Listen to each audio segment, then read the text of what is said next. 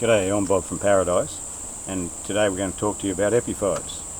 A lot of people don't know what an epiphyte is. It's a plant that grows on a tree trunk, or even a shrub. But it uses that tree or shrub as a means of support.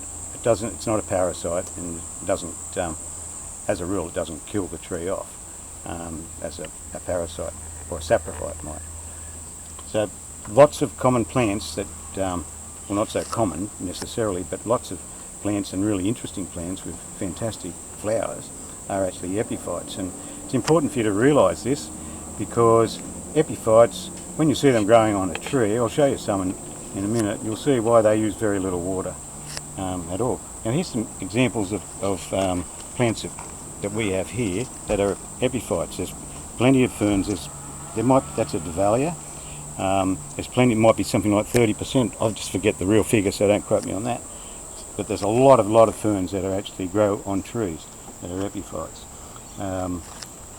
Orchids, most of the orchids, there are ground orchids as well, but there's an epidendrum. They're epiphytes. See the roots that they set down on the plant. Anthuriums, lots of plants with thick roots. You can't see the roots on this one; they haven't become aerial at the moment, but there's lots of anthuriums that grow on trees. Some of the carnivorous plants, like the Epiphytes, their epiphytes grow on trees in more tropical areas. Like the goldfish plant that we've been sending out recently, they're an epiphyte. They'll soon wrap their roots into a tree. Mosses. Plenty of mosses and lichens, and there's another orchid. It's a Phalaenopsis moth orchid. Lots and lots of orchids grow on trees. So they're your epiphytes. There's also philodendrons. That's Philodendron wentii, quite a rare one. Now we'll show you some growing on trees and show you how they're mounted. If you want to mount some of these, any of these plants on trees. Hoyas are another one that are an epiphyte.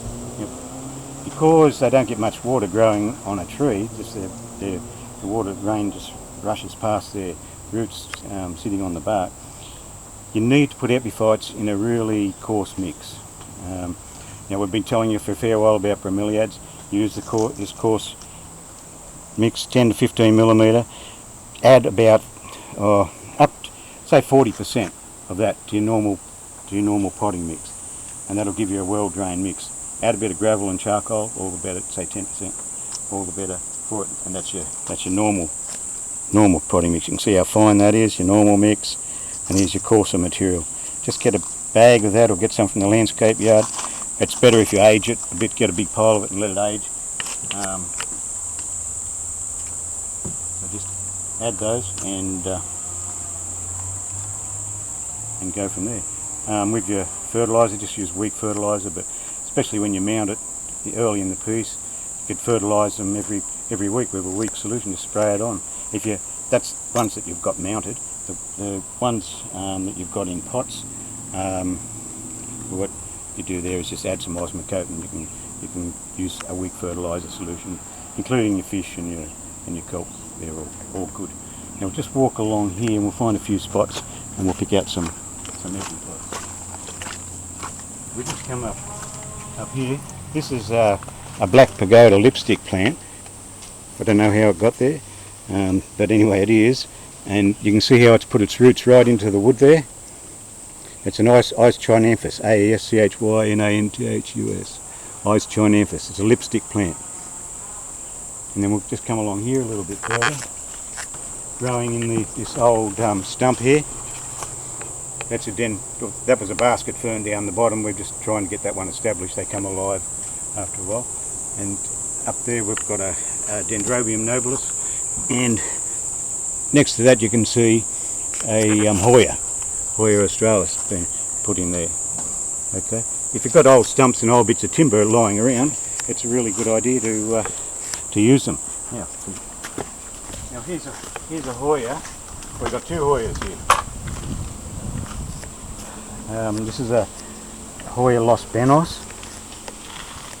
See how we've attached it in there to the tree and put some sphagnum moss on top of it. You can use it. It's flowered plenty of times. And there's another flower just starting to come out here. It's got flowers all over it. Here's the old man's beard. That's a bromeliad, the old man's beard. And over, I forget the. It's years since we did this plant, but we attached that to a tree. See how we've tied it on? We've tied it on with grafting tape. You've got to get the roots of the plant in really tight, and then we put sphagnum moss on top of it to try and hold the moisture. And it's really important to keep spraying it every day for the first few weeks until the roots actually attach to the plant. Now over here, that's your old staghorn. This is attached itself to polystyrene, but again you can attach it to a bigger tree than that one, obviously. But you just tie some grafting tape or stocking in underneath there and tie it around tight. You've got to always get your plant tied onto the tree and use a tree that doesn't drop its bark. Obviously, you've got to have a smooth bark tree that doesn't have bark that falls off, because your plant will fall off. Cactus. Use a cactus. There's one there. That's a epidendrum. Here's another epidendrum here. That's Queen of the Night, the one we've been sending out recently. Now that's an epiphyte and grow up a tree, grow in full sun up a tree. So you just take that out and just get the roots. Force. I'm not going to take this one out, but take it out, get the roots, graft it, get the grafting tape around and around, and then put the sphagnum moss or anything that'll hold moisture on top of excuse me, on top of it, and get it in all really tight. The roots have got to have a chance to attach to the tree, so you've got to have contact. You don't put in sphagnum moss or anything else before the plant. It's after the plant to try and hold the moisture. Okay, we'll go up here. Go up this way. I've also got some Tillandsias here. Now these are a type of bromeliad. People call them air plants. And you can see these have actually been glued onto the wood. Eventually they attach, they multiply out of there as well. You can attach them to the plant itself, to the bark, with the same method. Here's another one here. See, these two are in flower. Interesting thing with Tillandsias, after they flower, right, they form seeds with little, Father Christmases. You know, the Father Christmases that fly away, the seeds in the middle of it. Now on each of these flowers there might be 20 of those, or 20 or 30. So if you get hold of the Father Christmases, right, and just rub them onto there, but I wouldn't do it on there, I'd do it in a moister spot on the log on the ground, or on some shade cloth, on some shade cloth. Just rub those Father Christmases on there, keep it moist, and they'll actually germinate there, and you'll get lots of Tillandsias that way. We come up here, here's a bromeliad that we've attached to the tree. What have we got here? Oh, snake, little carpet snake.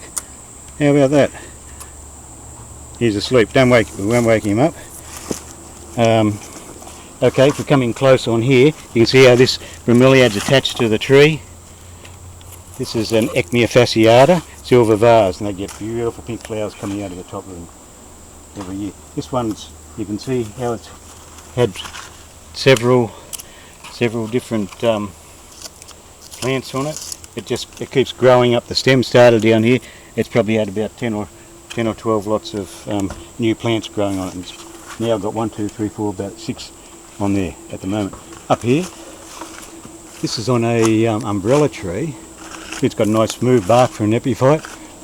This has been here for a while, but that's Platycerium bifurcatum, the elkhorn fern, and we've got a fig here. So that this elkhorn fern, it's attached itself, same as a stagwood, and if you just come down here, is a fig sending aerial roots. Starts off here and sends aerial roots down. Eventually it'll form its own tree. So if we come along to here, here's a devil's ivy. You can see how it's attached to the stem. We've got some giants here. I don't know if we can get a long shot. When we come back out here, we might get a long shot of the devil's ivy growing up the tree. They're a philodendron type, and they'll put their roots right into the trunk. So we'll just come out here, and here's a crucifix orchid detaching. It's just starting off, that one down. If you can see the roots hanging down there, and you can just come out. If you just get a long shot, right up that tree, you can see the giant devil's ivy growing up the trees down there past the pump house. And finally, if we just come up this way, see we've got a bromeliads growing on the tree there. It's been put in the fork there. Some sphagnum on top, and up here we've got a Hoya. Well, this is the way, like Hoyas are mostly epiphytes, and what I've done over the years, if we have a sick one, we put it in the fork of this tree here, and eventually one or two actually take off. And look how it's gone right up here, gone right up, and look at the flowers. It's flowering all the way down, flowers every year, because these Hoyas flower from the same spot every year from these nodules, so never cut them off and throw them away. They flower from the same spot every year. So this is the way Hoyas grow naturally in the bush. We noticed that in New Guinea, where they were growing not in the jungle itself, where it's too dark, but on the edge of clearings and on the edge of rivers. And this is just what this is like here, on the edge of the river, facing the east. So I think that was pretty quick coverage of some epiphytes around here. I hope you find them really interesting. Remember, you can do it, and we hope to see you all back here in paradise. So thank you, and have a great year.